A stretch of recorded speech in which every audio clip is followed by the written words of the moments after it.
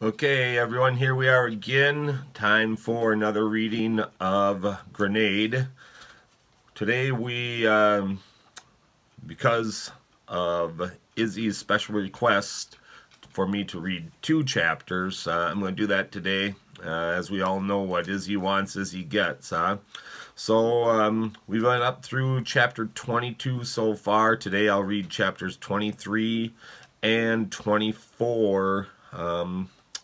Izzy, you can thank me for this by maybe baking me some cookies like you've been promising me all year that I'm still waiting to get from you. So, all right, here we go.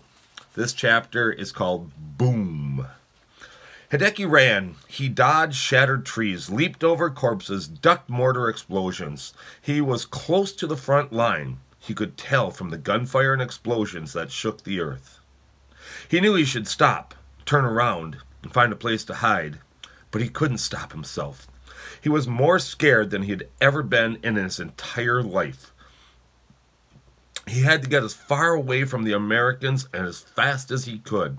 He had to run, and he had to keep going. There was no going back, only forward. Ray ran. He dodged shattered trees, leaped over corpses, ducked mortar shells. He was getting farther and farther from the front line. He could tell by the distant gunfire, the dull thud of the explosions. He knew he should stop, turn around, rejoin his company, but he couldn't stop himself. He was more scared than he had ever been in his entire life. He had to get as far away from the Japanese as fast as he could. He had to run. He had to keep going. Stay low and don't bunch up, he told himself. Hideki crested a low hill and slid down the other side. He'd run too far without zigging, too far without zagging, too far straight ahead. At the bottom of the hill, he changed direction and took a hard right turn, running straight for a stunted little pine tree that had miraculously escaped all the shells falling on the island. He ran left around the tree. Ray slid down a low hill and struggled up the other side. He had run zigging and zagging too far, like a chicken trying to escape a fox. At the top of the hill, he stopped dodging back and forth and ran straight ahead, toward a stunted little pine tree that had miraculously escaped all the shells falling on the island. He ran straight, right around the tree.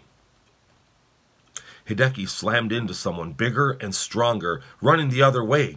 It was running like headlong into a stone wall, and he landed with a sploosh in the mud. Ray hit somebody small and fast coming the other side around the tree. The boy's helmet hit him right in the gut like a punch to the stomach, and he fell backwards into the mud with a sploosh. Hideki was dazed for a moment, but when he shook off his surprise, he found himself staring at a young man wearing an American soldier's uniform. Ray was equally dazed, and when he got his breath back, he found himself staring at a young boy wearing a Japanese soldier's uniform. A moment passed. An eternity of shock and fear condensed into a single beat of the heart, and they both scrambled back away from each other.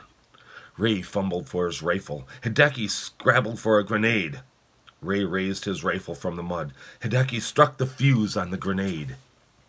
Ray squeezed the trigger on his M1. Hideki threw his grenade. Pakow! Boom! The blast threw Ray and Hideki back into the mud and knocked them both out cold.